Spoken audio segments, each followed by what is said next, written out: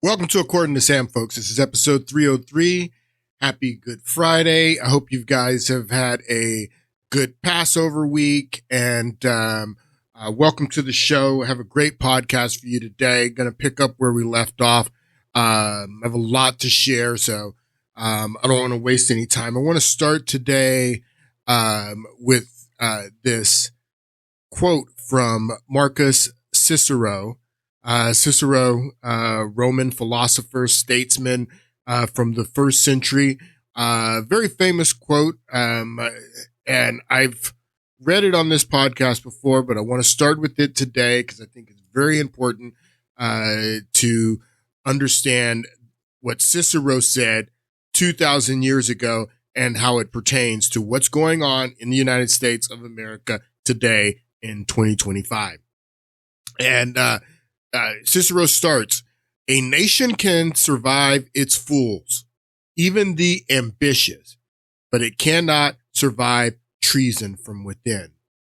So everything that he says from this point is talking about the traitor, the person who is committing treason against a nation. And as I read this, he's talking about the traitor, but I want you to think about, as I'm reading this, that he's talking about Satan, that he's talking about Lucifer. And he says that a nation can survive its fools, even the ambitious, but it cannot survive treason from within. An enemy at the gates is less formidable, for he is known and carries his banner open. But the traitor, Satan, moves amongst those within the gates freely, his sly whispers rustling through all of the alleys and heard in the very halls of government itself. For the traitor, Satan, appears not a traitor. He speaks with the accents familiar to his victims. He wears their face and their garments. This is the most important sentence in this quote that you need to understand for today's podcast. That the traitor, Satan, he appeals to the baseness that lies deep in the hearts of men. He appeals to the baseness that lies deep in the hearts of men. And this goes back to what I was explaining to you in the last podcast about how these corporate bankers and elite powerful men in New York City created a materialistic, vacuous, soulless, consumerist society here in the United States. And they use Freudian psychology to appeal to the baseness that lies deep in the hearts of men so they could sell you products, so they could sell you political ideas, so they could sell you political candidates. It's all in The Century of the Self, the 4-part series that I mentioned in the last podcast that talks about Edward Bernays and how he used his uncle Sigmund Freud. Anyone who's ever taken freshman psychology or any psychology in college understands that the first thing that they teach you in any psychology class is about Freud. I used to wonder why Freud was so important, because some of his ideas, you think about, Oedipal theory or penis envy.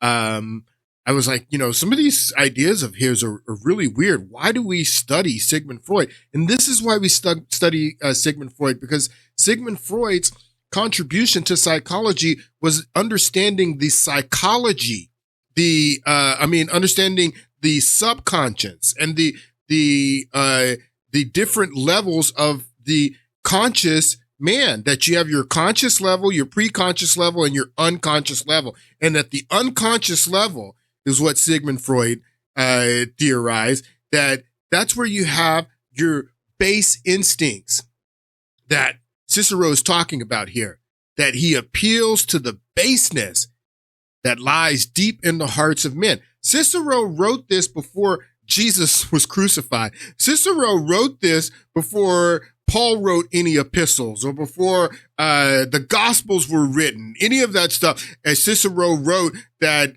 he appeals to the baseness that lies deep in the hearts of men. This is this is not the Bible, although the Bible says the exact same thing. This is one of the most esteemed statesmen and philosophers in Western civilization, Marcus Cicero, saying that he appeals to the baseness that lies deep in the hearts of all men. So that's what Edward Bernays, using his uncle's psychology and what they did in the 1930s after World War I to create this consumerist, materialistic, vacuous, soulless society, is they appeal to the baseness that lies deep in the hearts of men. And they appeal to base instincts. Like, what do you see here at the unconscious level? Fears, violent motives, immoral urges, irrational wishes, selfish needs, shameful experiences, unacceptable sexual desires. Or those are the base desires that are lying dormant at the unconscious level, and these powerful people decided to appeal to that. Still going on today.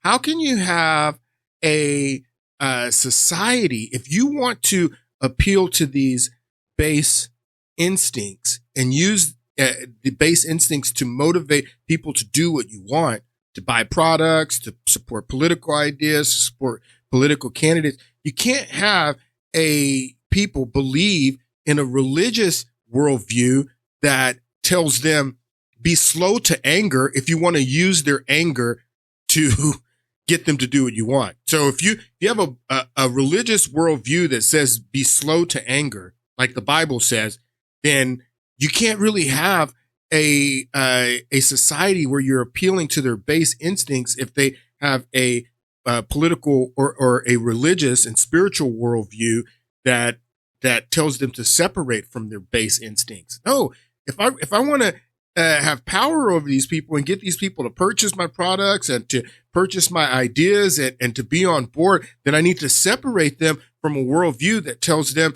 that they shouldn't be angry, that they shouldn't be sexually immoral, that they shouldn't be jealous, that they shouldn't hate. If I want to appeal to those instincts at the base instincts of a human being, then I need to separate them from this religious and spiritual worldview that tells them that that you need to pursue what Sigmund Freud called the super ego, that you need to identify more with the super ego than with the id. And so that's what they did. We're going to go back to the quote here from Cicero. He said he appeals to the baseness that lies deep in the hearts. We're talking about Satan, but also the traitor, because this is essentially about the traitor. Okay. He appeals to the baseness that lies deep in the hearts of all men. He rots the soul of a nation. He works secretly and unknown in the night to undermine the pillars of the city, to infect the body politic so that it can no longer resist. A murderer is to be less feared. The traitor is the plague. And we have some traitors in the United States right now, people. You got to understand that. And we're in a trade war with China. And China is an atheistic, communist, ruthless culture. And we're in a trade war with them at this point, but who knows where this is going to go. And we have people that have traitors that have aligned themselves with the ruthless, atheistic Chinese people and Chinese government, communist government, against the American government in this trade war. And one of them is my governor. My governor, Gavin Newsom of California, is a traitor. He has sided with the Communist Party in China, and he has decided to sue the Trump administration for Trump's policies, tariff policies, and engaging in this trade war. And it's disgusting. You know, this is, I was like, you know, when I saw this, I was like, this is why we can't win a trade war with China or any war with China. We won't be able to win against China because China, they're all united around the same goal. When Trump's, and I'm not the one saying that we're in a trade war. I played the clip going back to 2011, 2000, or even in the 1990s, Nancy Pelosi, Chuck Schumer saying that we need to rein in China. We need to use tariffs to rein in China. That Chuck Schumer, we're in a trade war in China in 2011. And that's what makes this so, galling that this guy, your aunt is Nancy Pelosi. Have you looked at what Nancy Pelosi has said about China in the 1990s and saying that they shouldn't get most favored nation status and they shouldn't be allowed in the WTO? Have you talked to your aunt about that? Because I have her on video making statements like that in the House of Representatives, buddy. And that's what's so galling about this is that Democrats have always, stood for using tariffs, that China is bad and that we need to rein in China. And then now that Trump is finally doing it, you have Democrats trying to sue him, to stop him, to undermine him.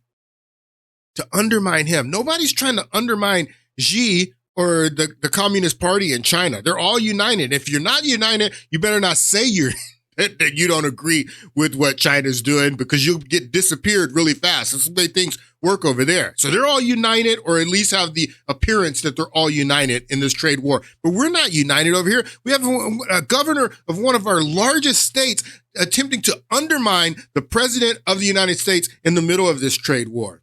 And it's disgusting. I want you to listen to what this guy says. Governor? Well, how can you not be? I've got 4 kids. 80% of their toys under their Christmas tree come from China.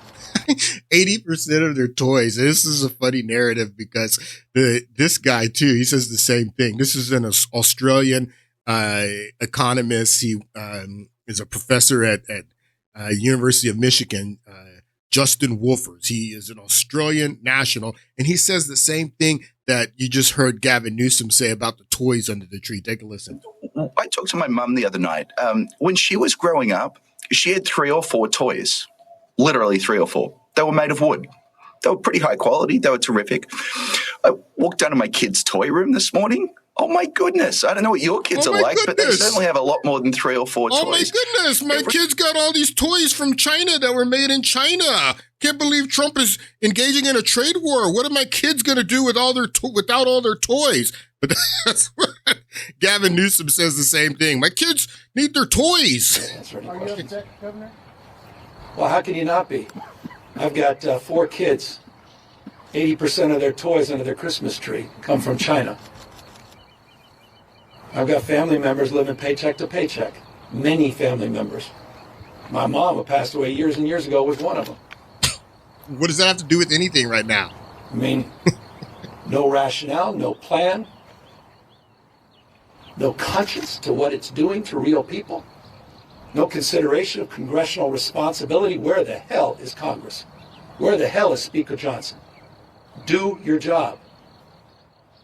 They're sitting there passively as this guy wrecks the economy in the United States of America. So it's funny because he goes down all the lists. If you watch this entire press conference, he goes down all the list of all the California businesses and corporate. He never, ever mentions the film industry once, which I explained to you in the last couple of podcasts, how one of the retaliatory things that China did to the United States was say that Hollywood was not going to be allowed to distribute all of their movies throughout China. This is a major economic blow, not only to the film industry, but where's the film industry? It's in California. And he never mentions them once. He mentions all these other businesses in California that are suffering, but he never mentions the film industry. Why? Because the film industry probably is why he's doing this. That's probably the majority of all the other issues that he brings up, that your entire state is coupled with China in a way that when Donald Trump started to engage in this trade war, this guy tried to work out a separate trade deal, separate from the one that Donald Trump is doing from Washington. And I'm sure that his lawyers advised him and told him that he couldn't do that. But this guy was trying to go behind the president's back and work out a trick. So he, through his relationship with China, has married this entire state with China. And he's sitting here defending China and trying to sue the president of the United States, who's engaging in this trade war, a trade war that Democrats have for years been saying that we need to engage in. Trump is doing it, and this guy is suing the Trump administration and defending China. Johnson, do your job. They're sitting there passively as this guy wrecks the economy of the United States of America, which has dominated the global economy. Don't take my word for it. The Wall Street Journal, we are the envy to the world. And overnight, a wrecking ball to America's reputation, our role, and our relationship with China. And so I'm angry as a parent, as a taxpayer, as someone who has a retirement account that didn't come from wealth, no trust funds in my family. So listen to what he says. I want you to notice this. I want you to notice this, that I didn't come from wealth is what Gavin Newsom says. No trust funds in my family. And then he catches himself because he knows this, that it's public record that he has a blind trust, from Getty. I mean, his father was J. Paul Getty's personal attorney. William Alfred Newsom was an American judge, administrator of the Getty Family Trust, from J. Paul Getty. This is Newsom's father, was born in San Francisco, California.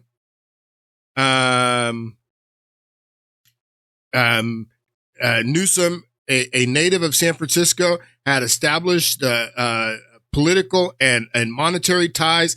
His father ran Pat Brown's, this is Jerry Brown's father's campaign from San Francisco.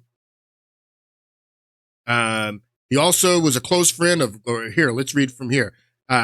Newsom's late sister, Barbara, was once married to Ron Pelosi, brother-in-law of U.S. Representative Nancy Pelosi, who said that we need to use tariffs against China and China shouldn't get most favored nation back in the 1990s. He was also a close friend of Gordon Getty, son of oil tycoon and richest man in the world when he was alive, J. Paul Getty, who lived in the house during attending a Jesuit St. Ignatius Catholic prep school. They all went to Jesuit schools too. University of San Francisco is a Jesuit university right here. University of San Francisco, Jesuit University. Newsom went to university, and then Nancy Pelosi, where'd she go to school? She went to University of Santa Clara, Jesuit University. Where'd Gavin go to school? University of Santa Clara, Jesuit University.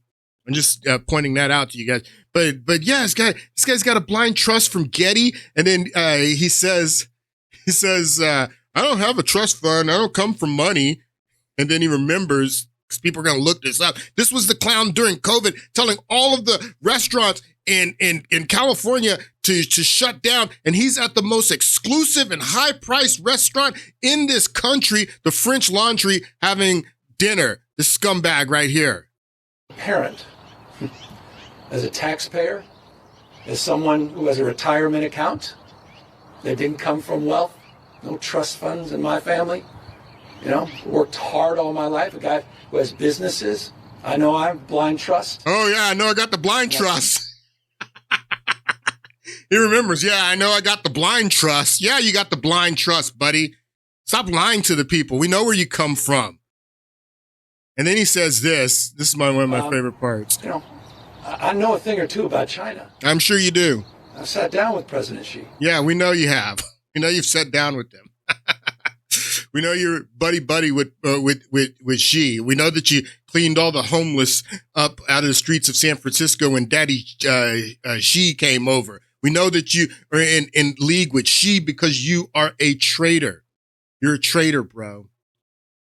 All right. So this week, the stock market took a tumble, and it was crazy. It was starting off as a good week. We had it was amazing because Trump was able to to enter into this trade war with China, to put 145% tariff on Chinese goods plus 10% across the board on every other nation.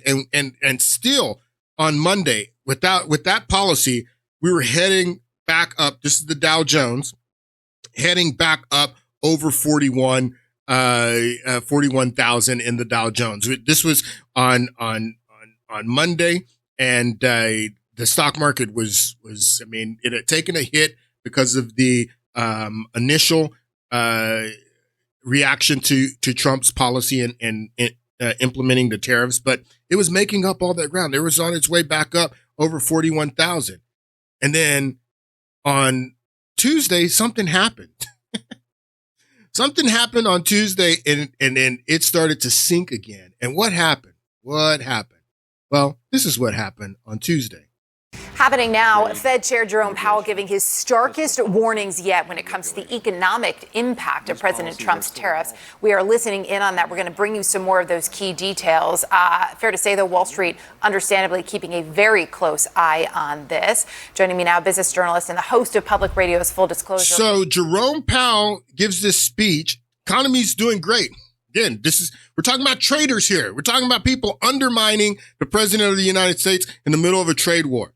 That the stock market was doing great despite the tariffs on China, despite the 10% across the board on everyone else. It was heading back up to 41. It was going to break 41, and I was predicting that it would have been back up to 42,000, soon if it wasn't for this guy coming out and spreading fear, uncertainty, and doubt from the central bank.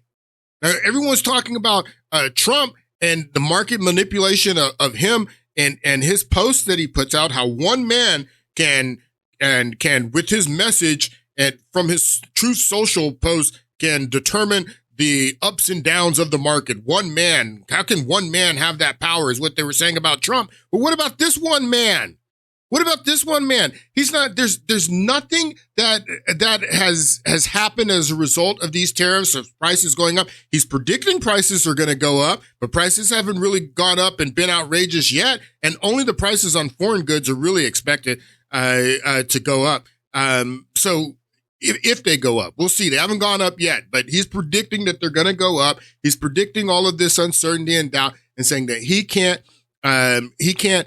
give a rate cut because of Trump's tariffs, not because anything that Trump's tariffs have caused, but what he's predicting Trump's tariffs will cause, that he can't give a rate cut right now. And Trump has accused this guy of acting political, and he's absolutely acting political. The Federal Reserve is political. The Federal Reserve is in bed with China. The Federal Reserve has the interests of China in mind instead of the interests of the United States, and I'm going to prove that to you. But this guy, you're telling me that he can't give a 25% rate cut instead of coming out and giving this speech and saying that we're predicting that the tariffs will be inflationary, and we're predicting that all these things, these bad things are going to happen. Instead of doing that, if he would have come out and said, I'm going to give a 25% rate cut, what would that have done to the Dow? I mean, it was right here at 40.6 on Monday. If he would have come out and given a speech saying, I'm giving a 25%, a itty bitty 25% rate cut on Tuesday, that would have shot this, they would have shot this up way over 41. That would have been a huge rally. But instead, he comes out and he gives fear, uncertainty, doubt. Who does that benefit? That benefits nobody but China. That undermines the president of the United States. And there's no reason why this guy cannot give a rate cut. This is CPI right here. I said in the last podcast that last month's CPI was the first time we were under 3% since 2021. That's not true. We were under 3. We got under 3% for the first time in June. So in June, we got under 3% for the first time. And then you can see here, We even got down to 2.5. 2.4 is what it was last month. That's the lowest it's been since going back to 2021, but it's been under 3%. This is in August, 2.5. And then in September, it started to climb. Oh, it was 2.4 in September too. All right. So it was 2.4 in September, and then it was 2.4 last month in March. But after September's 2.4, then it started to climb up here and went back to 3. And then now it's back down to 2.4%. But the entire reason that Jerome Powell raised the interest rates so high is because of the inflation that went on during the Biden administration. That all of the spending that Biden was doing, all the stimulus that they put out, that's why Jerome Powell raised the interest rate.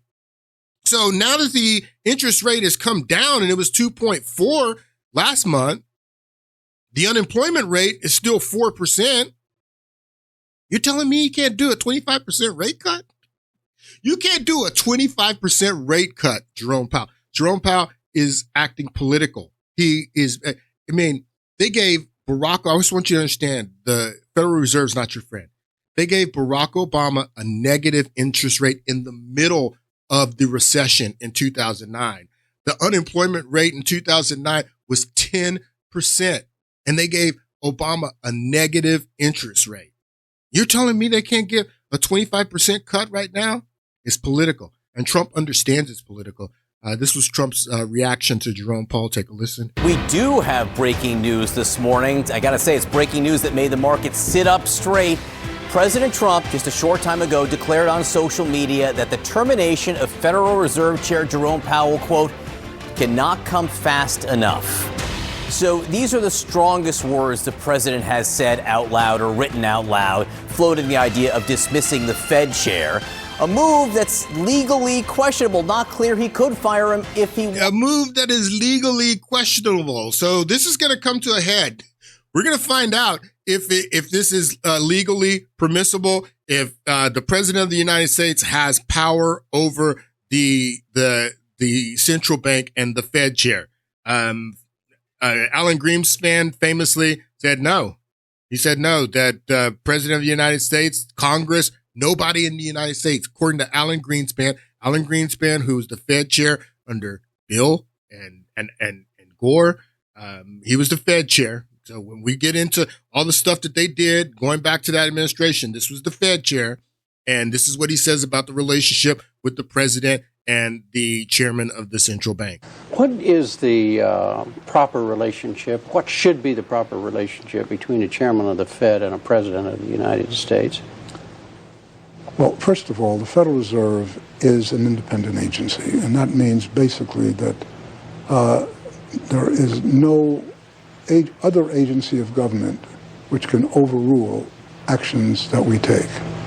So we answer to no one, is what Alan Greenspan's saying. We answer to no one. The president of the United States can't fire the Federal Reserve chairman. The Federal Reserve chairman answers to no one. The Federal Reserve Bank and central bank answers to no one. We are completely independent, is what Alan Greenspan says here.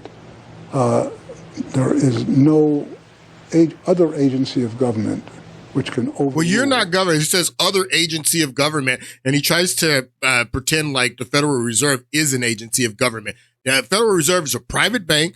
They are not an agency of government, but what he is saying is that no agency of government has any authority over this private bank. That's what he's saying. The United States. Well, first of all, the Federal Reserve is an independent agency, and that means basically that there is no other agency of government which can overrule actions that we take. So long as that is in place and there is no evidence that the administration or the Congress or anybody else is requesting that we do things other than what we think is the appropriate thing, then what the relationships are don't frankly matter. So the only thing that the Federal Reserve Bank does, who holds the majority of our bank, the majority of our debt, the majority of this is owned by the Federal Reserve. It's a private bank. Answers to no one. No one can tell us what to do. No one can fire the Fed chief. We do whatever we think is right. They have no one to answer to. They're completely autonomous, is what Alan Greenspan says. And Donald Trump's going to put that to the test. He wants to put that to the test. This was him in the Oval Office yesterday with President from Italy, Meloni. Take a listen. On Jerome Powell, you said that the termination of Jerome Powell cannot come fast enough. He says he won't leave even if you ask him to. Oh, he'll leave if I ask. He won't leave. This is what Jerome Powell says. Jerome Powell says the same thing that Alan Greenspan says, that even if you ask me to leave, I'm not leaving. Well, I wonder if Congress asked him to leave, if he'll leave, if he believes that he has no obligation to leave, even if Congress demands it. I'm interested in what Powell would say about that. Jerome Powell cannot come fast enough. He says he won't leave even if you ask him to. Oh, he'll leave if I ask him to. He'll be out of there. But I don't think he's doing the job. He's too late, always too late, a little slow, and I'm not happy with him. I let him know it, and if I want him out, he'll be out of there real fast. Yeah, I mean, the guy's acting political. Trump knows he's acting political. I mean, you telling me he can't do a 25% rate cut? It's ridiculous. This was the same event there in Chicago where Jerome Powell spoke on Tuesday, and I want you to listen to this part of the interview there that he did at the Economic Club in Chicago. You mentioned amongst the issues you were focused on was the U.S. fiscal situation. Well, clearly, U.S. sovereign debt continues to rise. And what are your thoughts on the longer-term implications for interest rates and economic stability? How much further can we go in terms of national debt before we cross a line that might be unsustainable in the. So I want you to understand what he's saying. He's saying that you talked about this as a real problem, this debt. And again, that's why you ended up raising interest rates, because of the outrageous debt that was in deficits that were being run under the Biden administration. That's why he raised it. And he's asking him, is this debt a problem? You know, how much more of this debt? We're $37 trillion in debt. How much more debt? Over 100% debt to GDP. Where's that number? I think it's here. But how much more of this debt to GDP? Where's it at? Let's see if I can find it. I think it's 100%, over 100%. Anyway, how much more is what Jerome Powell's being asked? How much more can we go running this debt is what he's asked. Situation. Well, clearly, U.S. sovereign debt continues to rise. And what are your thoughts on the longer-term implications for interest rates and economic stability? How much further can we go in terms of national debt before we cross a line that might be unsustainable? We're already there. So the U.S. federal debt is on an unsustainable path. Unsustainable. It's not at an unsustainable level. And no one really knows how much further we can go. So he says we're not there yet. That's what he says. We're on an unsustainable path, but it's not at an unsustainable level. He doesn't think 37 trillion is an unsustainable level. These people are mad. I can't believe that anyone would listen to these people. These people have ruined this country. So we're on an unsustainable path, but not at an unsustainable level, is what he says. It is on an unsustainable path. It's not at an unsustainable level, and no one really knows how much further we can go. No one really knows how much further we can go. Well, Alan Greenspan said this, buddy. The United States can pay any debt it has because we can always print money to do that. Always print money. But there is zero probability of default. Well, so what happened to that? What happened to that? That was the Fed chair in the 1990s, 2000. He said we can always print more money. What happened to that, Jerome? Jerome, what happened to that? Alan Greenspan said that we can pay any debt because we can always print more money. What happened to that, Jerome? How could we be on an unsustainable path if we can always print more money? These people are reckless. These people have destroyed our country. They destroyed our country for profit. I can't believe anyone is listening to these people. They are so dangerous. This guy comes out and gives a speech talking about how bad the economy is going to be, not even how bad it is, how bad it's going to be, and tanks the stock market. This undermines the president of the United States in the middle of a trade war. They know what they're doing. He's acting completely political, completely political. They know that this debt is a huge problem, and this is going to lead your children and your children's children into slavery. They better start learning Mandarin now, I'll tell you that. I mean, and then I had one more clip that I wanted to play of Jerome Powell. Let me find it here because I think it's very important, because he gives all of this fear and uncertainty in his speech, tanks the market, and then he says this at the end of his speech. Take a listen.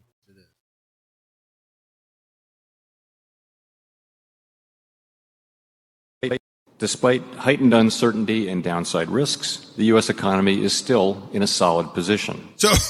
Despite the uncertainty and fear that he is projecting, not the real circumstances of the economy, the real circumstances of the economy right now, even despite the tariffs and despite the fact that Trump is engaging in this trade war, that the economy is still doing pretty good, is what he says. Then why won't you give a 25% rate cut, buddy?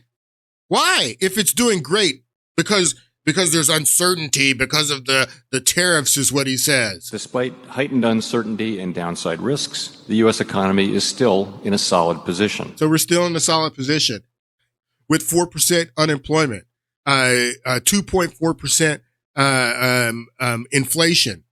Why won't you give a rate cut? Because he's acting political. He's acting political, people.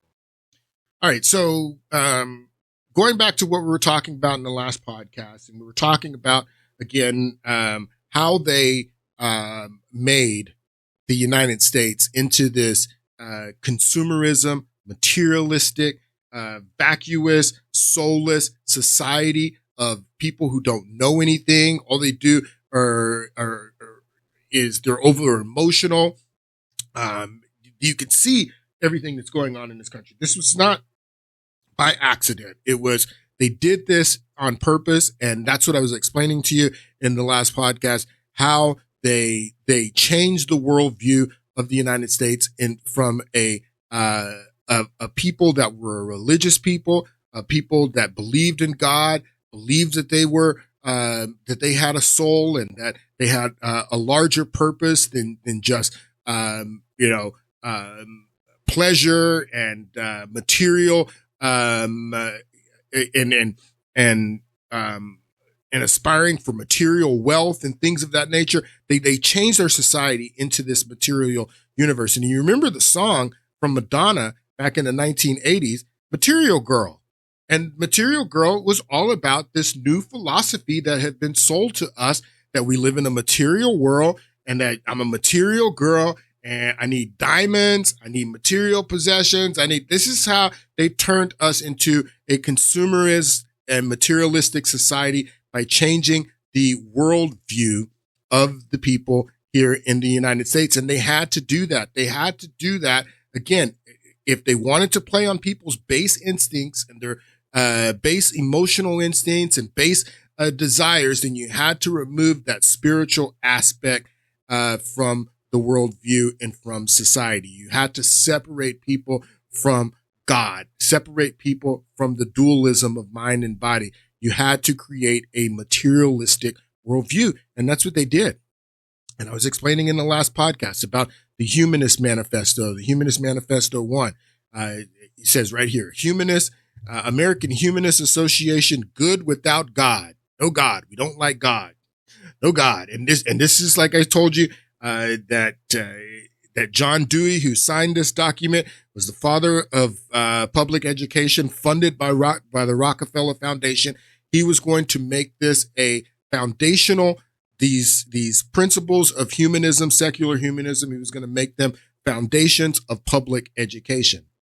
And this third article that we read in the last podcast, let's read the first three again. It says religious humanists, religious secular humanists, and you want to know where the religious part comes from, you have to read the preamble here, and it explains that they are creating a new religion around secular humanism. So religious humanism, the humanists regard the universe as self-existing, not creating. Humanism believes that man is a part of nature and that he has emerged as a result of a continuous process. That's Darwinian evolution. And then holding the organic view of life. Life. That's a very key word there, life. Because when I was a kid, I remember that they used to tell us that Darwinian evolution was the story of life, that it explained the evolution of life. But then we understood the inner workings of a cell. We understood that what RNA was and what DNA was. We had mapped the genome. We understood that there was a lot more going on with the cell, and that Darwinism could not explain what life was, and that we didn't know where life came from. And there's all kinds of theories of where life came from. So some people believe aliens. There's this theory called panspermia, where they believe panspermia says that life was invented on another planet, and that on an asteroid, this single cell or cells flew to this new world and seeded the world. Some believe that aliens came and seeded the world with life, but life itself is so miraculous, and the processes of meiosis and mitosis, both of them. But I mean, as the directives, the information that directs the cell in mitosis, for example, to go through the process of metaphase, antiphase, telophase, and cell reproduction, all of that inside of a cell, that information that Darwinism does not explain the origins of life.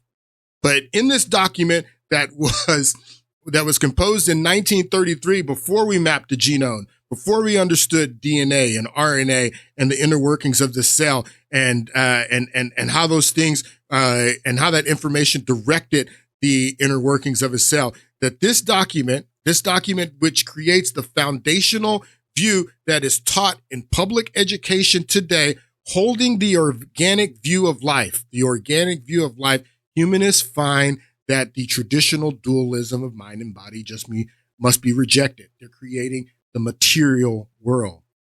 That's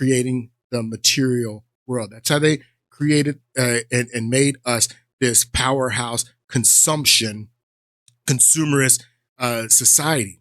I can't believe that I didn't even have this up. I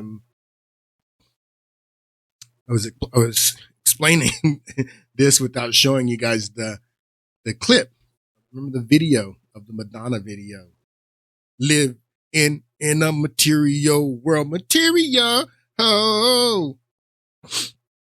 So, and then I was showing you again the Humanist Manifesto here. And this is where it says the American humanist, good without God. I'd gone back to this screen because I was going to explain and tell you this story about 9/11. And we're going to get into 9/11. It would be impossible for me to tell the story as I want to do about how we created this $37 trillion in debt without getting deep into the September 11 attacks. And we're going to get into deep into the September 11 attacks. But I want to tell the story about September 11, especially if you were too young and you don't remember. But after September 11, and we were attacked, and nearly 3,000 Americans were killed on American soil. And first time that you had an attack like that in the United States changed the entire world. And we're going to get into it. But after the attacks, nobody wanted to go out and shop. Nobody wanted to fly anywhere and go on vacation. People were afraid. They were staying at home. They were waiting to hear from the president of the United States about how we were going to need to sacrifice, how we were going to need to change some things in our society. As we were obviously getting ready to go to war, we had just been attacked here in the United States. People were angry. Again, they were playing on these base instincts, these base emotional instincts with the September 11 attacks. We're going to get into that when we get to it. But afterwards, when people didn't want to go shopping anymore and people didn't want to fly anymore, you start seeing this huge effect on the economy. And then we went into this recession. And instead of coming out and telling the American people we need to sacrifice and we need to, prepare for what comes next after we were attacked and we're getting ready to go into war, President Bush goes to O'Hare Airport in Chicago, and he gives a speech where he tells everyone that you got to get back to normal. You got to get back on the planes. You got to fly. You got to take vacations. You got to go shopping. You got to go shopping and spend that money because the reality of the case is that our entire society was built on consumption. It was built on us consuming. And not only would American economy decline if Americans don't consume, the world economy was going to decline if Americans don't get back to consumption and get back to consuming. And that's that's the power of this materialistic consumerist society that they created. And I'm just explaining to you how they did it. All right. So, we're talking about life and the fact that we don't really understand life. And I want you to listen to Professor Dominski here as he talks about the inner workings of a cell. Take a listen. In recent days, the discoveries about DNA in the cell, it has formed a very complex picture. So complex that it has led you to posit that the only place it could come from is from an intelligent designer. Talk a little bit about that and what you're finding in DNA. Well, as we talked about in our last program, DNA encodes digital information. It's a form of digital nanotechnology. And the information in the DNA directs the construction of the proteins and protein machines that are necessary for the cell to stay alive. And this, I think, has reframed the ancient question about design, because in the 19th century, with Darwin's theory, it was thought that he had explained away all evidence of design. And now we have a striking appearance of design that has no, at this point, naturalistic explanation. And I think there's also a positive reason to think that it was designed by an intelligence. But it's interesting, I think, for our purposes, at this point, just to acknowledge that this is a huge mystery. I call it the DNA enigma. Richard Dawkins, who denies that there's any evidence of design, nonetheless has to acknowledge that DNA is full of digital code. They all admit it. They all admit it. They all admit it now that we don't know where life came from. That evolution doesn't explain life anymore. It just explains how life evolved after it got here, but we don't know where it came from. Could have come from anywhere. Take a listen to this guy. DNA is the longest molecule known to humans, and it consists of 4 nucleotides that are arranged in a specific order in the molecule called DNA. This order is not just random, it's communicative. It is information. As a matter of fact, the formation of life, all of the micro machines in your cells, the formation of proteins from amino acids, all of this stuff that occurs in biology is dictated and driven by the genome, by the information, the nucleotide sequence in your DNA. Think about that for a second. If that's really information in DNA, how do we get it? It's signal. It's signal. It's signal. And that's what makes it so crazy that Larry Summers would be on a news program relating microbiology. He doesn't say microbiology, but he just says biology back to Trump's tariff policies and saying that Trump's tariff policies are ridiculous because it's just like creationism is to biology, which, if you understand biology, particularly microbiology, then you would understand that creationism is not something that is foreign to microbiology. Creationism, if you understand microbiology, then you understand that there is a high probability that biology was created. And then you got clowns like this. And the reason that I'm on this and the reason why I'm doing this, because I want to show you that you should not be listening to these clowns. This guy is making all of the rounds. He's on every single news and podcasts and everybody wants to talk to Larry Summers, the guy who was the Treasury Secretary and the Undersecretary during the Clinton administration when all this stuff was done, when they sold us out to China. Everybody wants to talk to this clown, and I don't understand why. But it's so crazy that he would say this, that Trump's policy is like creationism is to biology. This is the economic equivalent of what creationism is to biology. The economic equivalent to what creationism is to biology. This guy, I thought I was going to be able to get more into Larry Summers in this podcast, and I'm not going to. We're going to get into it in the next podcast. But why is he espousing this foolish idea that biology and creationism is so foreign, and that Trump's economic policies are so ridiculous as thinking that biology was created? Trump's trade policies are so ridiculous that he equates it to creationism in biology, and it's so and he makes no sense at all. He's completely ridiculous in making a statement like that, but he's also completely ridiculous in his economic theories and his economic policies, and his economic theories and his economic policies have brought great harm and damage to the United States. I'm going to show you in the next podcast how this guy's economic theories and the theories that he has implemented here in the United States have brought great harm to this country. But he's a fool. He's a fool. We know that creationism. We know that creationism is not so foreign to biology. They just created, using microbiology, they just created wolves that haven't been alive for 10,000 years?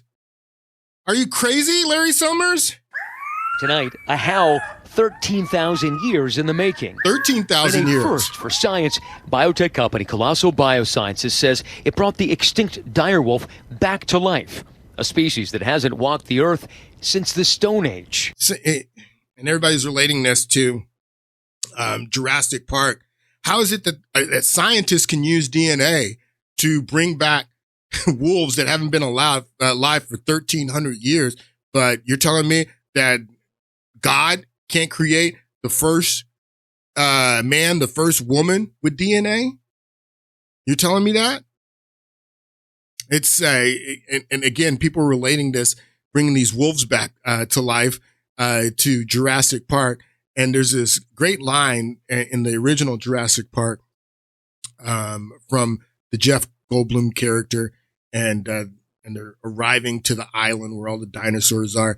And he says, standing on the shoulders of giants. Once we figure out that we can do something, we never ask the question, should we do it? And I thought about that with that quote from the book, or from the movie Jurassic Park, that he says that, standing on the shoulders of giants. That we're standing on the shoulders of giants, people. I think that it's crazy that in the 21st century that we are so detached from spirituality, and we believe that there is only a material universe, and that we don't have a soul, and that we don't have a spirit, and there is no God, when you have thousands of years of human history where people have believed in the dualism of mind and body, believe that there is a spiritual realm, and there's more than just a material universe. Who are we to stand on the shoulders of giants and act like we're the only ones who can create? So I'm sorry that I'm laboring on this, because I just want to show you that this guy, Lawrence Summers, is not to be trusted. And he is repeating a idea, a worldview that has done great damage to this country, this atheistic, materialistic worldview. Going back to the clip I played from Dwight Eisenhower's farewell address in the last podcast. This was the address that he gives in January. Excuse me. He gives this address in January 1961, just days before Kennedy is sworn in. And I want to listen to what Dwight Eisenhower says again here in this address. That America's leadership and prestige depend not merely upon our unmatched material progress. Not only on our unmatched material progress. That Americans' prestige does not depend on our material progress. What does it depend on, Eisenhower? Prestige depend not merely upon our unmatched material progress, riches, and military strength, but on how we use our power in the interest of world peace and human betterment. Throughout America's adventure in free government, our basic purposes have been to keep the peace, to foster progress in human achievement, and to enhance liberty, dignity, and integrity among peoples and among nations. To strive for less would be unworthy of a free and religious people. That we are a free and religious people, that we strive for human betterment. We strive for more than just material wealth and material possessions is what Eisenhower says, that we are a religious people. And to strive for less than human betterment for a religious people is not worthy of a religious people, that American. That's where we are in 1961. And when he leaves office, the most transformative decade in American history is the decade that precedes him, the 1960s. And that's when all of this, most of this stuff is really kicks off. They start implementing it in the 1930s, but it really kicks off this change in worldview. The introduction of the postmodern mind starts in the 1960s. But at this point, when he's leaving office in 1961, he says that we are a religious people and we are to strive for human betterment, for more than just material wealth and material success, that we're religious people is what he says. And to enhance liberty, dignity, and integrity among peoples and among nations. To strive for less would be unworthy of a free and religious people. Any failure traceable to arrogance or our lack of comprehension or readiness to sacrifice would inflict upon us grievous hurt, both at home and abroad. Progress toward these noble goals is persistently threatened by the conflict now engulfing the world. What's the conflict now engulfing the world? Communism. It commands our whole attention, absorbs our very beings. We face a hostile ideology, global in scope, atheistic in character, ruthless in purpose, and insidious in method. So we face the conflict is communism, and they are insidious in method, global in scope, atheistic. So we're religious people, they're atheistic, is what Eisenhower says. Very beings.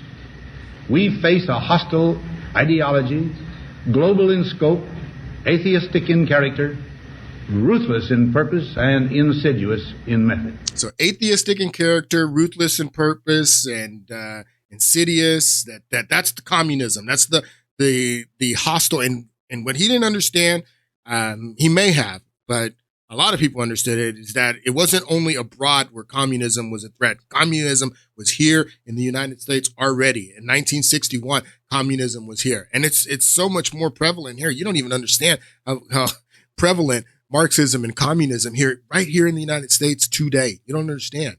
And that's why a lot of these people have sided with China, because China is the model. China is the atheistic model for the world order, for the new world order. The new world order is going to be atheistic. It's going to be technocratic. This was from the clip that I played in the last part. This is what it's going to be. You got to understand China's social credit score, China's they used to have the one child policy that was all controlled. It's all going to be controlled through this communist system. A giant network of surveillance cameras with facial recognition helps police monitor citizens. Yeah, it's going to be atheistic. Some schools offer atheistic and technocratic. I mean, what Orwell talks about in 1984, that China is the model for that world order that is atheistic, technocratic. It is going to be a nightmare for your children, for your grandchildren, when China takes over and China becomes the predominant world power. Your children, you better start teaching them Mandarin now, because that is what communism is. This is what Marx said about religion. And I'm not talking about just religion. I'm talking about, spirituality, and I'm talking specifically about Christianity, because the United States was a Christian nation. But this is Marx. This is what Marx said, that religion is the opiate of the masses. And that's why communism, that's why even in China, that they are so against religion. But China hasn't always been against religion. China used to be a very spiritual place before communism. Why don't you take a look at this clip? Imagine a land where faith once thrived for thousands of years, where temples echoed with prayers, churches stood as pillars of spiritual strength, and ancient philosophies shaped society. Now picture that same land stripped of its soul, faith erased, silence enforced. Welcome to modern China. But how did this happen? How did a nation so deeply rooted in religion transform into an officially atheist state? Let's break it down. In 1912, China was a spiritual powerhouse. The Qing dynasty ruled under the mandate of heaven, a divine order that intertwined governance with faith. Buddhism, Taoism, Confucianism, and folk traditions flourished. People lived by their beliefs. But then the fall began. The collapse of the Qing dynasty in 1912 marked the beginning of China's shift. The new republic, eager to modernize, distanced itself from religion, but faith endured until a darker force emerged. In 1917, Russia embraced communism, and by the 1920s, its ideology spread like wildfire into China. Clashing with the ruling nationalist party, the Kuomintang, a brutal civil war followed, and in 1949, after years of bloodshed, Mao Zedong and the communists seized power, proclaiming the People's Republic of China. But Mao wasn't just a revolutionary, he was an architect of atheism. To him, religion wasn't just outdated, it was dangerous. Inspired by Marxist thought, he saw faith as a rival to the absolute control of the Communist Party. And for communism to reign, religion had to die. The assault wasn't immediate. At first, Mao imposed tight restrictions, aligning religious practices with party ideology. But by the 1960s, his mask came off. The Cultural Revolution of 1966 wasn't just a political purge, it was a war on faith. So Mao brought the atheism in and made China such an atheistic. It's like, this is a chart. It says which dictators killed the most people. And you look, you have Hitler here, you have Leopold of Belgium, you have Joseph Stalin here, Pol Pot. I mean, which one of these dictators killed and murdered the most people under their authoritarian regime? And Mao Zedong beats them all by a lot, murdered a lot of people. And it's crazy that now, in the middle of this trade war, you have the foreign minister from China, putting out videos of Mao Zedong, the guy who murdered under his communist atheistic regime, murdered millions of people. And as we're entering into this trade war, and this is the side that Gavin Newsom has decided that he wants to be on. He's on the side of the people that are putting out videos of Mao Zedong, a murderer. Could you imagine Gavin Newsom siding with Adolf Hitler? Well, Adolf Hitler didn't do anything compared to what Mao did. Mao's numbers make Adolf Hitler's numbers look like kids play. And they're putting out videos of Mao Zedong as we enter into this trade war with them. And Gavin Newsom is siding with the Chinese. Have you seen this tweet from the Chinese Foreign Ministry? That's the official account of the Ministry of Foreign Affairs of China, sharing a quote from the former Chinese dictator Mao Zedong during the Korean War, the last time the U.S. and China were shooting at each other. And the message was, China will not yield to the U.S. Wow. So Gavin Newsom is siding with these people. This woman is too. Fed chair. She was Fed chair and became Treasury Secretary. Alan Greenspan. If the Fed and the government is separate, then why do we have all these people from the Federal Reserve coming and and running the Treasury Department. Obama did that too. When Obama came in and he ran on change, changes comes to America. He brought the head of the New York Fed, Timothy Geithner, who was also there in the 1990s and helped create all of the circumstances for the crash. Obama brought Geithner to run Treasury, and then when Biden comes in, Janet Yellen was the Fed chair, and then Biden comes in and he makes her his Treasury secretary. You guys are separate. Why are you running Treasury? Coming over from the Fed to run Treasury? Because it's all one big scam. That's why. But take a listen to what she says here. Perhaps it's to bring back American manufacturing, but I really think that's a pipe dream and not something that is likely to be accomplished. So bringing back American jobs is a pipe dream and something likely never to be accomplished. And then this was Larry Summers. He was on the Fareed Zakaria program. And remember, Fareed Zakaria wrote the book, Post-World America, about the rise of China, the decline of America. So he's on with Larry Summers again. Larry Summers, who says that Trump's trade policies are like creationism is to biology. So it's 2 against 1. So Cass is supportive of Trump's policy. So you have Fareed Zakaria with Larry Summers here. I want you to take a look at what they say. And we are back with former Treasury Secretary Larry Summers and the MAGA intellectual Oren Cass. Oren, let me ask you a question, but I want to show you one more graph, which is manufacturing share of U.S. employment since basically 1940. And as you well know, it's basically a straight slope down from about 1950. And in fact, the slope is pretty standard. I mean, you can't find NAFTA on it. You can't find China WTO. It just keeps going down from about 30% of U.S. employment to about 8% now. So when you say you're going to look out for the working class, 80% of the middle class, 80% of Americans work in services, 8% work in manufacturing. So it's 2 on 1. Larry Summers and Fareed Zakaria, who are both in bed with China. They want the rise of China. Fareed Zakaria wrote the book. I can't go further into that interview. We will in the next podcast. But what he's doing there, the same thing that Yellen is doing here.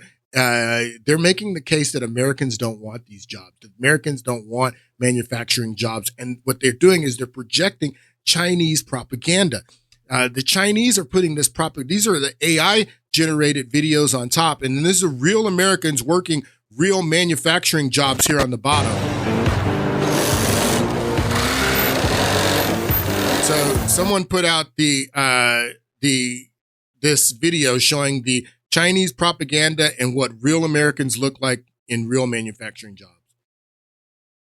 And what Janet Yellen's doing, what Larry Summers is doing, what Fareed Zakaria is doing, is they are helping project the image that the Chinese want to project, the Chinese propaganda that Americans don't want to do these jobs. And it's a lie. It's a lie. I'm almost done. Frank Luntz put out this recent poll that just came out. And real quickly, it says Americans would be better off with more people if more people worked manufacturing. 80% of Americans agree and 20% disagree that Americans would be better off if we had more manufacturing here. And then they asked the question, I would be better off if I worked in a factory. Only 25% of Americans agree. And everybody was pointing at this and saying, whoa, 80% say we should have more factories, but only 25% say that they would work in factories. That's 1 in 4. People were pointing out how large that number is. You also have 2% that say they currently work in a factory. So you're telling me that over 25% of Americans say that their lives would be better if they worked in manufacturing, and then 80% of Americans saying that America would be better if we had more manufacturing? These people are promoting Chinese propaganda, saying that Americans don't want these jobs. It's disgusting. They're traitors. All right, folks. Hope you enjoyed it. Hope you have a great Easter weekend. And we're going to get back into this on Monday. We're going to talk a lot more about Larry Summers on Monday. Hope you guys have a good weekend.